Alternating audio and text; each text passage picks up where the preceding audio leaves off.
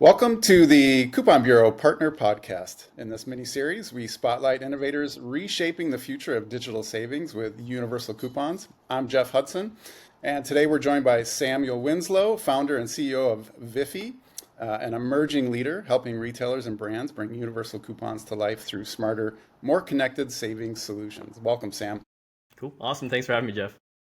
Sam, can you start off by telling us a little bit about your background and how Viffy came to be? Yes, for sure. So in the early 2010s, I had an apparel startup that I shut down, and I had sent a prototype windbreaker to a prominent YouTuber, and he ended up wearing it in a video of his on YouTube that got a ton of views and was kind of a cool way to shut down and kind of move on from that startup. When that happened, I actually had a tremendous amount of inbound from like phone calls to emails to people reaching out to my family members, just like begging for the product that he wore. It was this really incredible experience, and I was just like hit like a freight train basically by the power of creator audience relationships. And so fast forward a couple of years, it was during COVID, early 2021. More or less, I went to the grocery store one night and was just hit with this, intense question of why isn't that influence that I felt and experienced playing a role where it's so competitive, high volume, where so much is happening in terms of commerce here in the brick and mortar space in grocery stores with these brands on these shelves. In the time between starting that or closing down the startup to then the influencer space, the creator space had grown by 20x, and it's grown another 20x since 4 years ago. So yeah, that question started. I started having conversations with folks to figure out, what am I missing? What's the obvious, piece to this that I don't have a finger on the pulse of? And more or less, it turned out to be just a long overdue problem that has yet to be answered. So we set out to solve that problem of online to offline attribution for creator partnerships. Mhm. And here we are with universal coupons. Amazing, amazing. Kind of the accidental discovery of the problem, and now you've set out to solve it, and we're glad to have you on board. You mentioned the 20x and the 20x again. Can you kind of speak to maybe some of the numbers or just in general what you're seeing with the growth of the creator economy, maybe from the product or the advertising size? Yeah, for sure, definitely. So back when I had sent the prototype to the YouTuber, for example, he was getting enormous brand deals with like Samsung and just gigantic companies, as well as well-funded startups that were throwing him enormous sums to ride a certain type of like electric bike or something like that. And it was still very nascent, even though he was making a ton of money. The amount of money going to influencers in 2015 from brands, from companies, was about 300 to 400 million dollars per year. And then when I had started looking into this solution with Viffy, this problem of online to offline attribution, the amount of money going to influencers every year was up to about, I think, 4 billion. And now it's like approaching 15, 20, I think, on its way to like 30 by 2030 or so. So it just incredible growth year over year. A lot easier for companies that sell their products and services online to take advantage of it, because when creators promote products, there's a link in description. That Mhm. link brings them to the site to make the purchase. And so many of the real world businesses, retailers, the brands on their shelves, they're seeing these emergence of this incredible new tool for consumer marketing, but they haven't had any way to understand what they're getting in terms of the in-store response, the in-store sales, where 80% plus of their revenue comes from. And lastly, the audiences who see these promotions of these products, they're likely going and buying them in store. They probably enjoy having a discount to take advantage of at the checkout, but that's been just not a part of the equation until now. Very interesting. Just explosive growth and also a great use case, in terms of just in-store attribution made easy and made very, very relevant for some of these brands. What's also interesting is over the last 3 or 4 or maybe 5 years is the growth of creator brands, in terms of the CPG and them working their way from online to offline. Can you talk a little bit about what you've seen there? Yeah, it's been amazing. And I mean, like, crazy. Since the first days of me working on Viffy, we've seen it explode. A lot of back in like 2018, there was this thing on YouTube called the Adpocalypse, and basically, there were ads running on like bad videos on YouTube that wasn't being well controlled for or like screened, and so all the advertisers pulled off of YouTube, and so suddenly all these creators who were kind of stumbled into this position where they have this business lost 90% plus of their revenue because they were relying on those ads. Yeah. So it was kind of a sink or swim moment. And many of them took advantage of diversifying, not just like where they have their audiences across platforms and how they engage with their audiences, but of course, brand deals and then merchandise, and merchandise then evolving into their own kind of boutique brands that have gone across all sorts of areas of the consumer space and have proliferated like a crazy proliferation in the past couple of years. And the brick and mortar retailers, the grocery department stores, they've definitely picked up and taken note and started embracing some of those brands. So a tremendous time and space in terms of opportunity for those creators, for the retailers, and yeah, with what we're doing. Amazing. What are some of the product categories that you feel are a particularly good fit for this channel?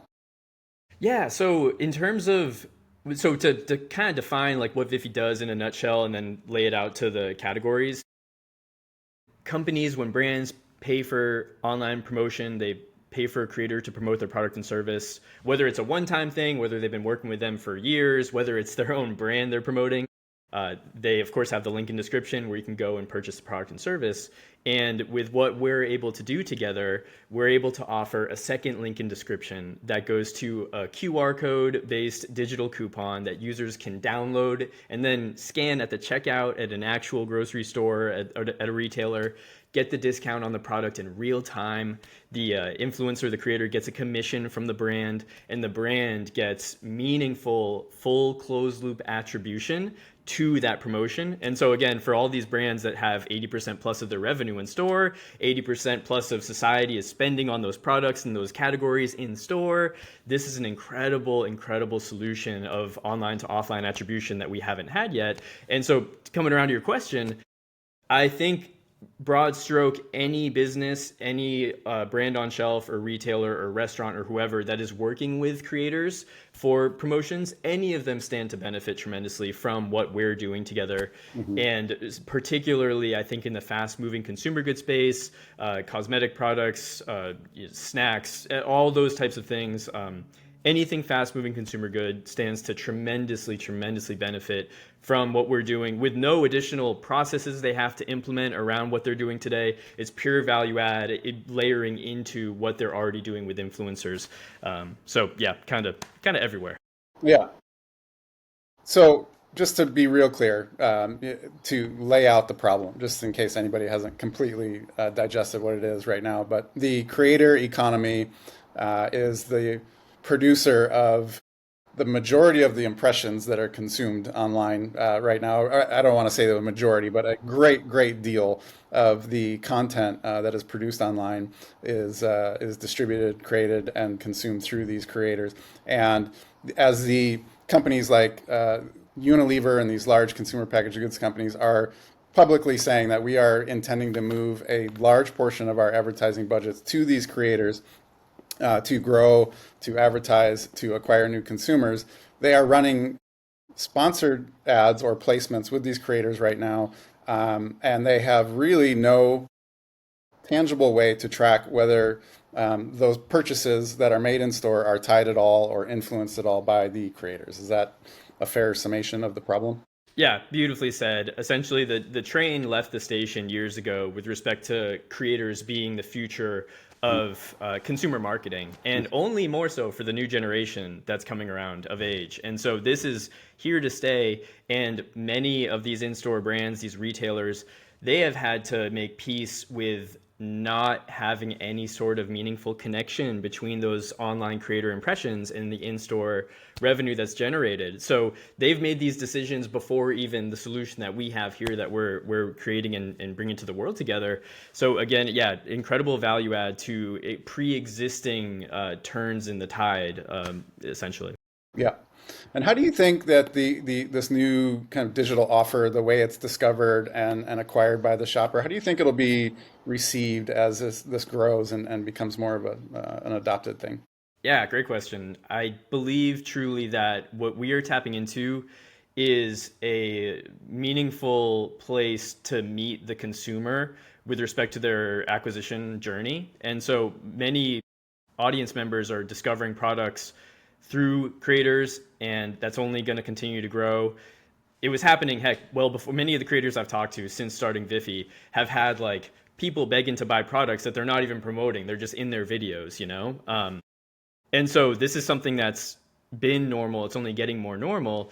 And many of the audience members who do make those purchases, especially in store, are doing it without any sort of meaningful coupon or discount or benefit to their creator who they love so much and they want to support. Maybe they could go and try and find different areas to secure a coupon for that purchase. Though what we're doing is saying, hey, let's meet the consumer where they're learning and getting those impressions about the product so that when they're at the checkout, boom, they have a QR code to scan, get the discount. They know they're supporting their favorite creators. Hmm.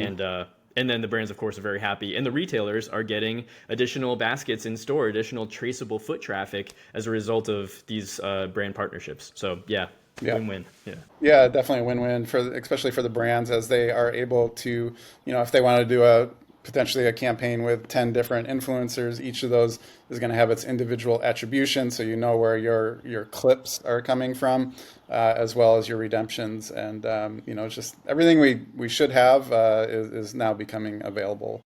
And there's two good points there on that actually. Is that a lot of the emerging kind of new frontier of the influencer marketing creator partnership space revolves around things like deepening the engagement of online acquisition immediately with the user and the creator themselves. So like shoppable live stream and stuff like that. Mm. And within that growth area, there's a huge push for micro influencer partnerships or more volume based partnership campaigns by these brands. And so they have to go and manage and build deals for tens or hundreds plus of creators for these partnerships. And so that deal structure proposition is very difficult when it comes to specifically those brands that have a lot of their revenue in store. They have to pay cash up front to some degree because they're not going to drive as many sales with those partners online as an online business usually does. And so there's a lot of components from the brand side where we solve for not only attribution, but optimizing their deal structure, enabling them to have more scalable, efficient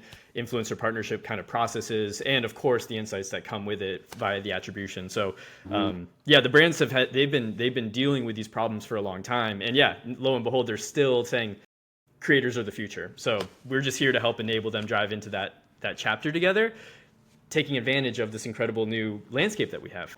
Sam, thanks so much for joining us today and sharing your perspective on how Viffy is helping reshape the couponing landscape. We're super excited about what you guys are doing. If someone viewing this show wants to reach out and connect and learn more about what you're doing, how can they contact you? For sure. Yeah. So my email is sam@viffy.io. I'm on LinkedIn as well, just Samuel Winslow. And we have a contact email on our viffy.io website. We'll have a link in this description. So, all right. Thanks, Sam. Cool. Thank you, Jeff.